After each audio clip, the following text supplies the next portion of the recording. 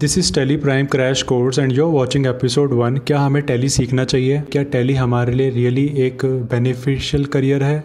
क्या टैली में हम करियर आगे बढ़ा सकते हैं? सो मेरा नाम है Akash Kuliyal and you are watching Akash F1 and without any further delay let's get started. ये 8 क्वेश्चंस के मैं आंसर दूंगा। What is Tally? Why you should learn Tally? Working under CA, working in distributor chain, working in shop, features of new Tally, change in shortcut keys and how to get job. सबसे पहला question, what is Tally? Tally basically एक company का नाम है जिसका पूरा नाम है Tally Solutions Private Limited। ये कंपनी एक बैंगलोर बेस्ड कंपनी है जो 3 सॉफ्टवेयर्स के लिए बहुत ज़्यादा मशहूर है, जिसमें से एक Tally है।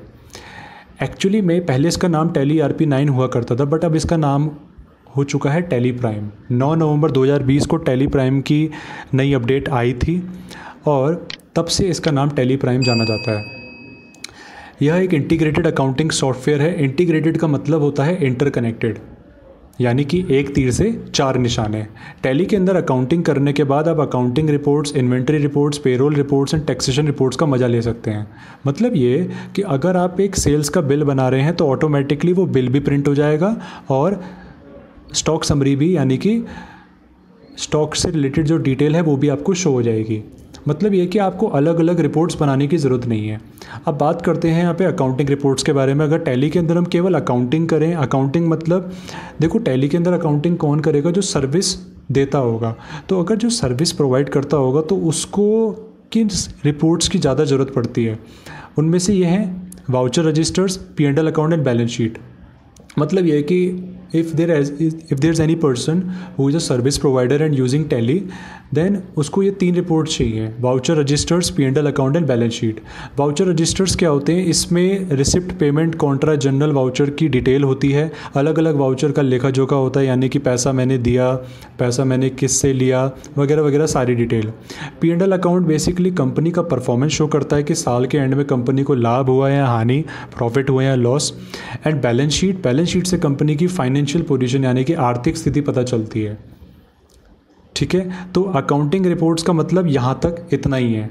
अब बात करते हैं इन्वेंट्री रिपोर्ट्स की। इन्वेंट्री रिपोर्ट्स में आता है stock summary, purchase register, sales register. अगर कोई भी कंपनी टैली के अंदर ट्रेडिंग कर रही है या फिर मैन्युफैक्चरिंग का बिजनेस कर रही है तो उसको इन्वेंट्री रिपोर्ट्स की ज़रूरत पड़ती है, जैसे कि स्टॉक समरी, जिससे कि वो अपना स्टॉक चेक कर सके at the end of the day कितना है। परचेज रजिस्टर, जिससे कि वो ये देख सकें कि हमारे पास हमने कितनी परचेजेस करी है, किससे करी है और किस महीने में टोटल कितनी परचेज है, मतलब परचेज का पूरा लेखा जोखा। सेल्स रजिस्टर से उनको क्या क्लैरिटी होगी कि हमने कितनी सेल्स करी है, हमारे टारगेट्स अचीव हुए हैं या नहीं हुए हैं, हमारा टर्नओवर कितना आगे जा सकता है, हमारा रेवेन्यू क्या है। तो ये सारी की सारी डिटेल इन्वेंट्री रिपोर्ट्स में आती है। तीसरा है पेरोल रिपोर्ट्स। एम्प्लॉय के सेटिस्फेक्शन के लिए और एम्प्लॉयज़ के मोरल के लिए भी और हमारी अकाउंटिंग के लिए भी हमें पेरोल टैली के अंदर करना होता है। टैली के अंदर अगर हम पेरोल करते हैं तो हमें क्या क्या मिलता है? सैलरी शीट मिलती है हमें। इससे हमें पता चलता है कि कौन सा एम्प्लॉय कितनी सैलरी कमा रहा है और उसको हम पे स्लिप्स के थ्रू वो पे स्लिप प्रिंट करके उसको एक सेटिस्फेक्शन दे सकते हैं that you are getting this sum for this work. Attendance register होता है हमारे पास। इसमें हमें पता चलता है कौन सा एम्प्लॉय कितने दिन आया है, कितने घंटे उसने ओवर टाइम किया है, कितना उसने वर्क किया है इंसेंटिव के लिए। Attendance register. PF and ESI challans हमारे लिए बहुत ज़्यादा ज़रूरी है बनाना, क्योंकि अगर आप एम्प्लॉय की सैलरी में से प्रोविडेंट फंड यानी कि PF and employee state insurance यानी कि ईएसआई काट रहे हो तो आपको उसकी पेमेंट चालान के थ्रू देनी पड़ती है। तो ये चालान यहीं से बनते हैं। एक रिपोर्ट और है पेमेंट एडवाइस, वो मैंने यहाँ पे मेंशन नहीं करी, वो भी बहुत इंपॉर्टेंट रिपोर्ट है, क्योंकि अगर आप एम्प्लॉयज़ को सैलरी दे रहे हो तो आपके पास एक रिपोर्ट होनी चाहिए at the time of audit, जिसको आप शो कर सको कि भाई मैंने एम्प्लॉयज़ को सैलरी ट्रांसफ़र करी है, दैट्स वाई ये बैंक अकाउंट से मेरा इतना बड़ा अमाउंट डिक्रीज़ हो रहा है। तो वो at the time of audit required होता है। फिर आती हैं टैक्सेशन रिपोर्ट्स। टैक्सेशन रिपोर्ट्स में आती हैं GSTR1 एंड GSTR3 भी। ये जीएसटी की रिटर्न्स हैं जो हमें मंथली या फिर क्वार्टरली बनानी पड़ती हैं। और TDS forms 24Q and 26Q। 24Q जो TDS फॉर्म होता है इसका यूज़ हम करते हैं सैलरी के केस में। अगर हम सैलरी को TDS काट के पे कर रहे हैं तो उसकी डिटेल 24Q में जाती है और 26Q की डिटेल जाती है किस में? इसमें कौन सी डिटेल्स आती हैं? अदर देन सैलरी की। तो basically this is what tally is all about. Tally prime is an integrated accounting software. Integrated मतलब इंटरकनेक्टेड.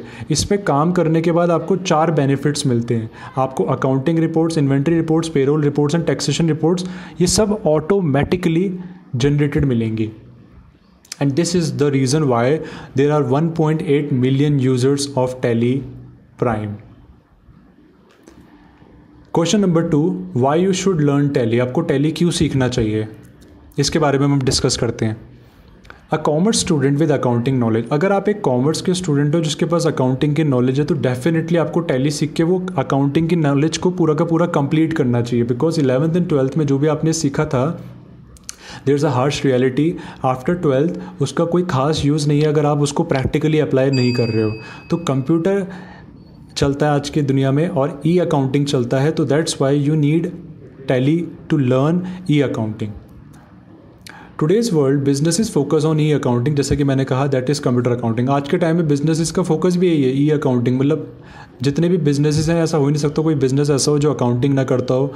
तो there are all businesses who are focusing on e accounting, that is computer accounting. और अगर आप एक commerce stream के student हो तो this is really beneficial for you. ये आपकी एक तरीके से कह सकते हैं आपका एक नेचर है कि आपको अकाउंटिंग की अगर नॉलेज है तो आपको ज़रूर ई अकाउंटिंग यानी कि कंप्यूटर अकाउंटिंग पूरा सीख कर कंप्लीटली अकाउंटेंट बनना चाहिए. That's why you should learn tally. Third point is that middle class background और कांट स्टडी मच. अगर आप एक मिडिल क्लास बैकग्राउंड के हैं मेरी तरह, या फिर आप ज़्यादा पढ़ाई नहीं कर सकते, मैं जो ज़्यादा पढ़ाई मैंने तो बहुत पढ़ाई कर रखी है, ऐसा नहीं है, बट ये गर्ल्स के लिए हो सकता है बेसिकली, क्योंकि हो सकता है उनको आफ्टर 12th ज़्यादा पढ़ाई करने के लिए ना दिया जाता हो, या फिर फाइनेंशियल रीज़न की वजह से हम ज़्यादा पढ़ाई ना कर पाते हो, तो उसके लिए भी हमें टैली सीखना चाहिए. ठीक है, क्योंकि इससे हम फाइनेंशियली भी ग्रो करेंगे.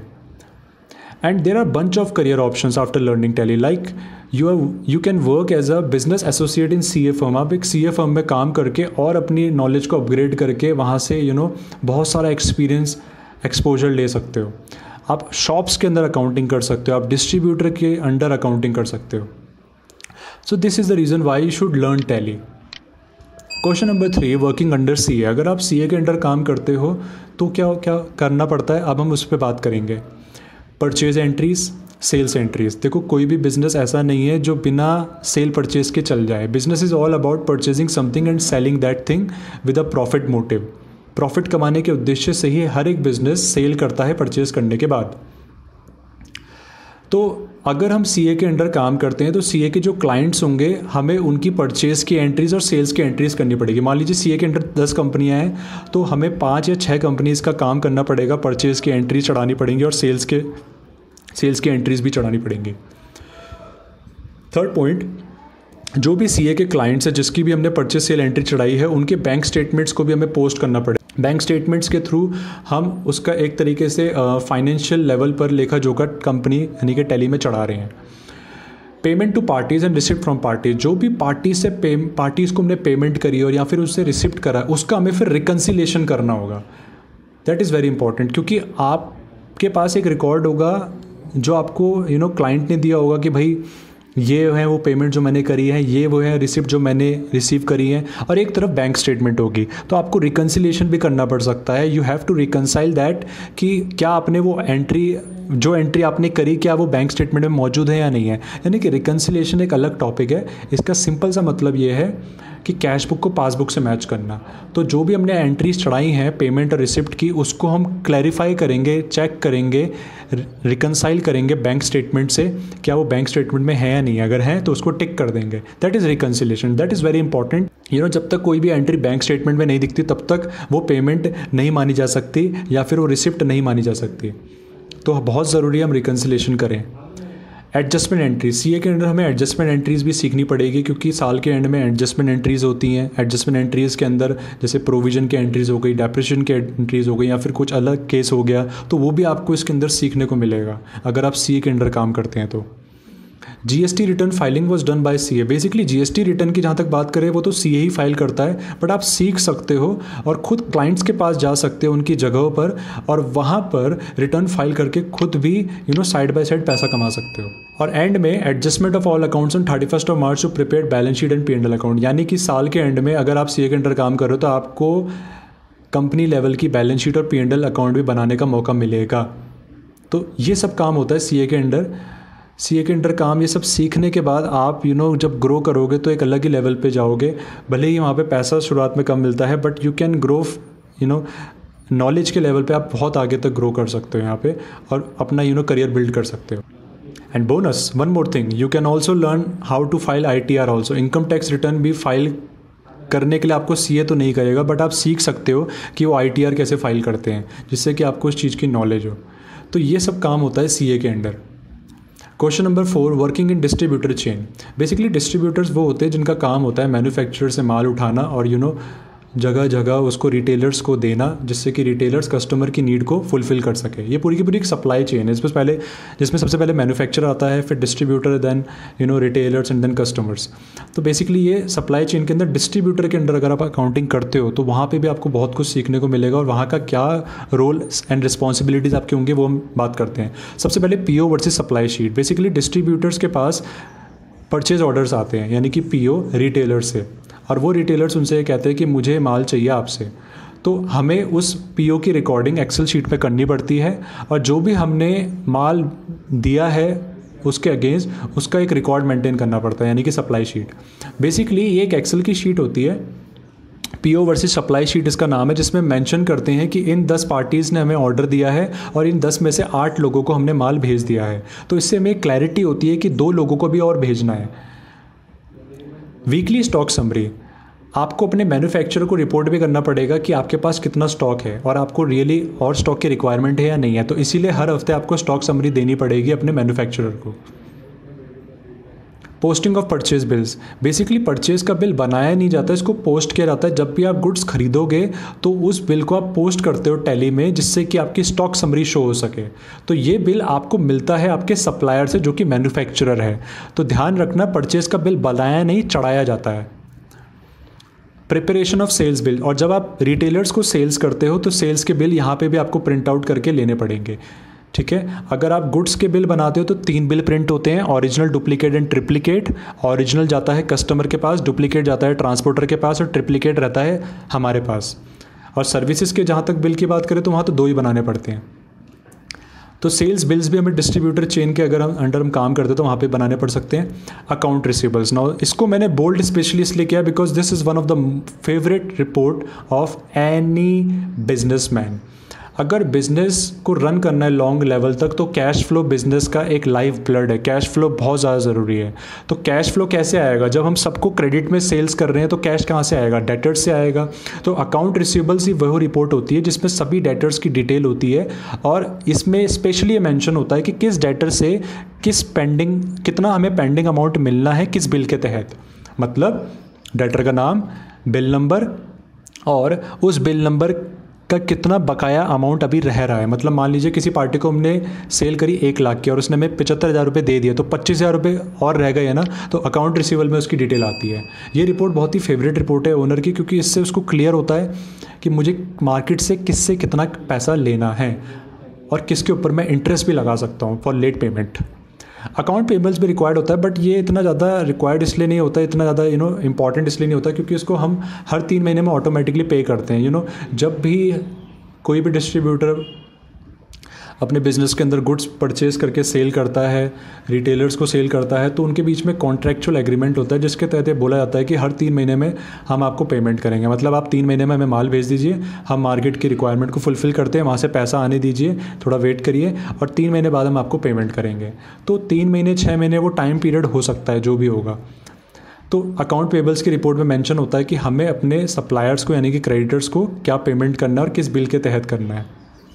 TDS की डिटेल आपको ये भी बनानी पड़ेगी। अगर आप कोई एक्सपेंस करते हैं जिसमें आप पेमेंट करते हैं हैवी लेवल पे और वो पेमेंट एक थ्रेशोल्ड लिमिट को क्रॉस होती है, तो वहाँ पे TDS काट के हमें उस पेमेंट को करना पड़ता है। तो उसकी डिटेल भी आपको बनानी पड़ सकती है। TDS की पेमेंट वैसे हर महीने के 7 तारीख होती है और केवल एक महीना ऐसा है मार्च का जिसकी पेमेंट 30 अप्रैल को होती है। GSTR1 एंड GSTR3 भी आपको फाइलिंग यहाँ पे करनी पड़ सकती है और GSTR2A का रिकन्सिलेशन भी करना पड़ सकता है। तो ये था working in distributor chain. Distributor के अंडर अगर आप काम करते हो तो सारा काम आपको करना पड़ेगा। रिटर्न फाइलिंग भी करनी पड़ सकती है, ठीक है। बेसिकली कंपनीज़ के अंदर टैक्स एडवाइज़र्स होते हैं जो ये काम करते हैं, बट कोई बात नहीं, आपको भी करना पड़ सकता है, तो just be prepare for that अगर आप टैली के अंदर अपना करियर बनाना चाहते हो तो। Question number 5, working in shop. ये क्या चीज़ है? बेसिकली अगर आप एक शॉप के अंडर काम करते हो तो वहाँ पे क्या हो सकता है? देखो, you can do accounting in shops part time basis for 2 to 3 hours in a week. मान लीजिए आप डिस्टेंस से बीकॉम कर रहे हो या फिर एमकॉम कर रहे हो या फिर आप ओपन से बीकॉम कर रहे हो, तो आपके पास खाली टाइम है, तो उस टाइम पे आप पार्ट टाइम वर्क करके 2 से 3 घंटे काम करके हफ्ते में 2 से 3 घंटे किसी भी पर्टिकुलर शॉप की अकाउंटिंग करके पैसा कमा सकते हो। वहाँ पर आप जो सैलरी नेगोशिएट करोगे वो नंबर ऑफ़ बिल्स के बेसिस में होगा। ये हमेशा हमें ध्यान रखना है। मेरे से बहुत लोग क्वेश्चन पूछते हैं कि हम सैलरी क्या बोलें। बेसिकली आपको सैलरी जो बोलनी है वो हमेशा टर्नओवर को देखते हुए बोलनी है। कंपनी का टर्नओवर क्या है और कितने नंबर ऑफ़ बिल्स हमें पोस्ट करने पड़ेंगे, यानी कि प्रिंट करने पड़ेंगे एक दिन में। अगर बिल की संख्या ज़्यादा है, बिल की संख्या से डिपेंड करता है कि आप क्या अमाउंट बोलोगे। You can learn MIS advance Excel plus communication course. इसके बाद आप MIS advance Excel plus communication course कर सकते हैं। MIS मैनेजमेंट इन्फॉर्मेशन सिस्टम होता है। इसमें एडवांस एक्सेल लेवल की रिपोर्ट्स होती है, जैसे कि डैशबोर्ड, जो कि बड़ी बड़ी कंपनीज़ में यूज़ होती हैं। तो MIS रिपोर्ट वहाँ पे देनी पड़ती है, तो उसके लिए हमें एडवांस एक्सेल आना चाहिए, प्लस थोड़ा सा एक्सेल का ऑटोमेशन भी आना चाहिए जो VBA से हम सीखते हैं, विजुअल बेसिक फॉर एप्लीकेशन से। प्लस इसके साथ अगर हम कम्युनिकेशन कोर्स करते हैं तो कम्युनिकेशन कोर्स करने की से क्या होगा, हमारी लैंग्वेज इंप्रूव हो जाएगी। हमें पता होगा कि कैसे हमें बोलना है, कैसे हमें कॉन्फिडेंटली बात करनी है, how to speak fluently, how to express yourself, ठीक है, कैसे अपनी नॉलेज को कैसे हम यूज़ करके काम कर सकते हैं और कैसे रिपोर्टिंग कर सकते हैं, मेल्स कर सकते हैं। तो ये सब कम्युनिकेशन कोर्स के अंदर हम सीख सकते हैं। इसके बाद क्या हो सकता है, आप एक कंपनी यानी कि मल्टीनेशनल कंपनी में हायर हो सकते हैं, वहाँ पे जॉब ले सकते हैं, क्योंकि अब आपके पास कम्युनिकेशन स्किल्स भी हैं। मल्टीनेशनल कंपनीज़ में अगर आप अकाउंटिंग बैकग्राउंड में जाते हो तो आपके पास 4 सेक्शंस होंगे जहाँ पे आप जा सकते हो, जैसे कि procure to pay, order to cash, record to report and financial planning and analysis. इसमें सबसे मेरा फेवरेट है ऑर्डर टू कैश, क्योंकि इसमें सप्लाई सेल्स ऑर्डर प्रोसेसिंग वाला ही वर्क होता है। तो ये है वर्किंग इन शॉप वाला। अगला है question number 6, features of new tally. जो नई टैली आई है उसके फीचर्स क्या हैं? सबसे पहला पॉइंट ये है कि ये टैली आया था आपका 9 नवंबर 2020 को। इसकी कॉन्फ़िगरेशन में बात की गई है कि 64 बिट का ये टैली है, यानी कि ये 64 बिट एडिशन वाला टैली है। अगर आपके कंप्यूटर 32 बिट का है तो आपके उसमें ये टैली प्राइम नहीं चलेगा, बट डोंट वरी, आप उस कंप्यूटर के अंदर विंडोज़ को रीइंस्टॉल कर सकते हो और X64 वाली विंडोज़ को इंस्टॉल करके टैली प्राइम का मज़ा ले सकते हो। आपके हो सकता है कंप्यूटर में 32 बिट हो, यानी कि X86, उसको आप कन्वर्ट करके X64 यानी कि 64 बिट वाले विंडोज़ एडिशन में कन्वर्ट करके उसमें टैली प्राइम इंस्टॉल करके काम कर सकते हो। इसमें आपको 4 GB या उससे ज़्यादा रैम भी चाहिए। टैली प्राइम के अंदर तीसरा पॉइंट अब ये है न्यू गो टू फीचर। इसमें एक नया गो टू फीचर आया जिसके बारे में बाद में बात करूँगा लेटर। एक्सेप्शन रिपोर्ट्स बहुत इंपॉर्टेंट है।